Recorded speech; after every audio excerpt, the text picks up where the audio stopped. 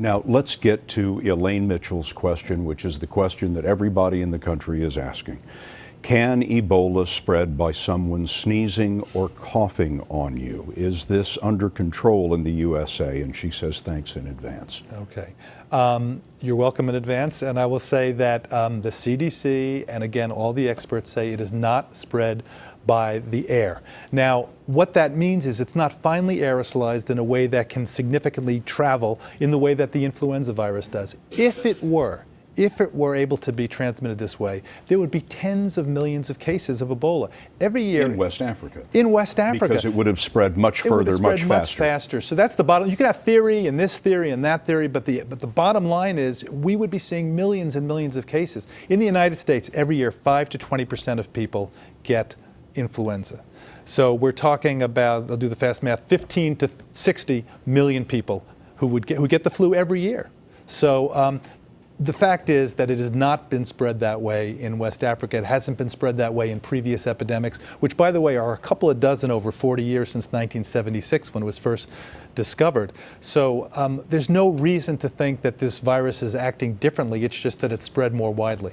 And the way that it is spread, what we do know about that is what? Direct contact with body fluids. And that's been shown time and time again. And that means, in nitty-gritty, vomit, stool, diarrhea, sweat, and also possibly semen, sputum. So anything that could get into an open wound or something in mucous membranes. So if it splashes into your mouth, in your nose, in your eyes. So unless I asked the CDC about this quote, what if somebody sneezes right into your face and the fluid goes right into your mouth? And the representative from the CDC said, when was the last time somebody sneezed right into your face? Of course, I said that and then somebody tweeted, yesterday at Walmart. So, I guess.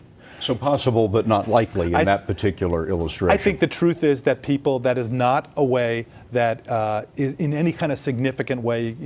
Dr. Frieden said never say never. If somebody, I suppose, had fluid that had the virus in it and somehow got it directly into your mouth, nose, or eyes, yes, theoretically that could spread it, but that is not the way it is spread in this epidemic or in others. And patients are not contagious, as I understand it, until they have symptoms. That's so important, and we cannot say that enough, because in the flu, you can spread it the day before you get symptoms, and that's one of the insidious things. So out it goes, and you never knew you were sick. In this case, if you don't have symptoms, you cannot spread it.